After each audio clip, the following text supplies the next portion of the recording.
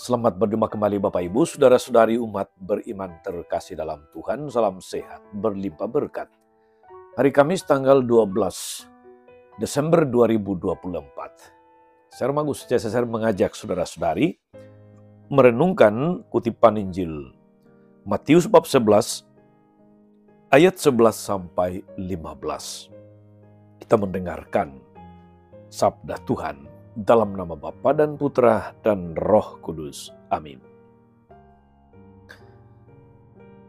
Pada suatu hari Yesus berkata kepada orang banyak, "Aku berkata kepadamu sesungguhnya, di antara mereka yang dilahirkan oleh perempuan, tidak pernah tampil seorang yang lebih besar daripada Yohanes Pembaptis.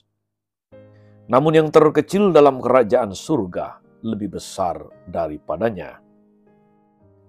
Sejak tampilnya Yohanes Pembaptis hingga sekarang, kerajaan surga dirongrong dan orang yang merongrongnya mencoba menguasainya.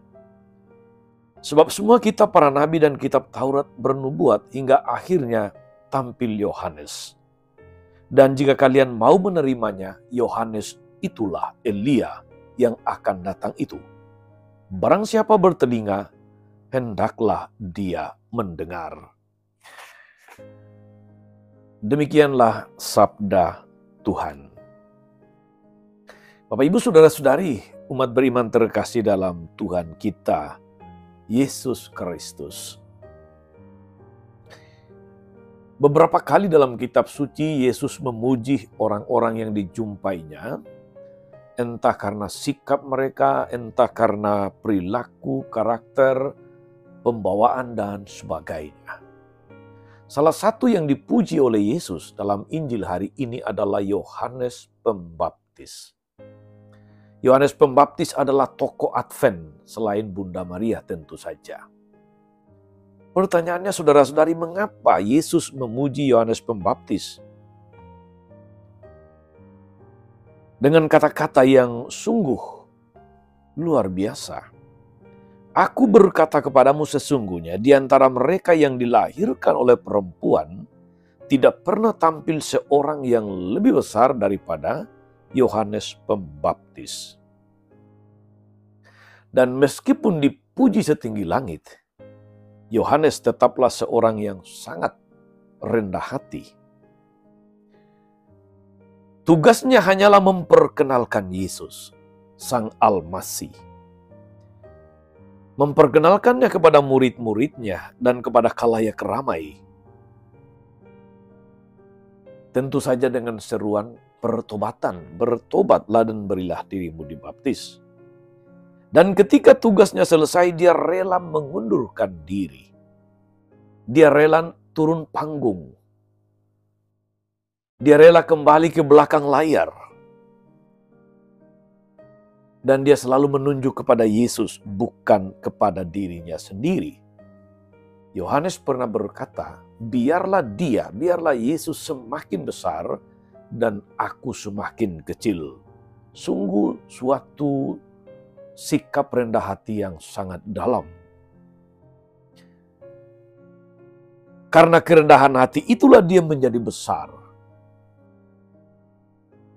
Yesus memang pernah berkata, siapa yang merendahkan dirinya akan ditinggikan. Saudara-saudara, umat beriman terkasih dalam Tuhan. Saya pernah membaca sebuah cerita tentang seorang tokoh yang namanya pasti pernah kita dengar.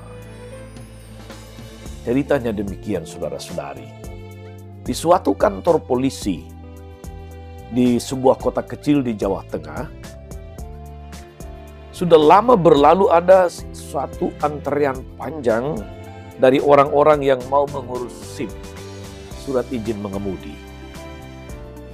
Dalam antrean itu terdapat seorang bapak yang sudah tua. Dia ikut berbaris menunggu giliran dipanggil atau dilayani oleh petugas. Bapak itu kelihatannya sangat simpatik. Karena kadang-kadang dia mempersilahkan orang lain untuk lebih dahulu. Orang di belakangnya disuruh untuk mendahului dia. Untuk mengambil tempat di depannya. Dan dia sendiri dengan sabar berdiri dalam antrean itu. Ada seorang polisi, rupanya Katolik. Sudah lama dia memperhatikan sikap simpatik bapak tua ini, dan polisi itu lalu mendekati bapak itu. Sebentar mereka berbincang, dan tiba-tiba polisi itu menjadi tertegun.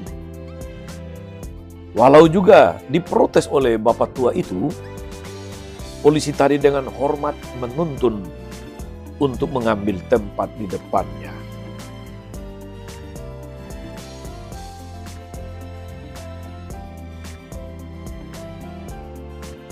Polisi itu dengan hormat menuntun bapak tua itu menuju petugas. Dan dalam waktu singkat SIM-nya sudah diurus, SIM-nya sudah keluar. Saudari-saudara, umat beriman terkasih dalam Tuhan, siapakah bapak tua yang simpatik itu? Dia adalah almarhum Bapak Kardinal Darmo Yuwono, yang kata-katanya seringkali diulang lebih-lebih ketika perayaan Hari Raya Kemerdekaan Republik Indonesia, HUT RI. Untuk orang Katolik, 100% Katolik, 100% Indonesia, itu kata-kata terkenal dari Bapak Kardinal ini. Dan Bapak Kardinal Darmo Yuwono sangat terkenal karena kerendahan hatinya.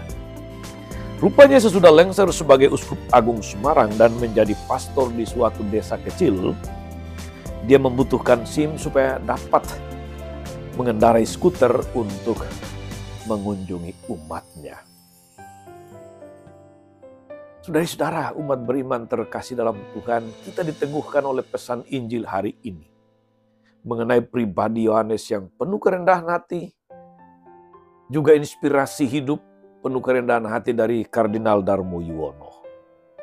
Kita, entah sebagai pribadi maupun sebagai keluarga, atau sebagai gereja, perlu belajar untuk selalu rendah hati, menunjuk kepada Kristus, supaya sesama terantar kepada Kristus.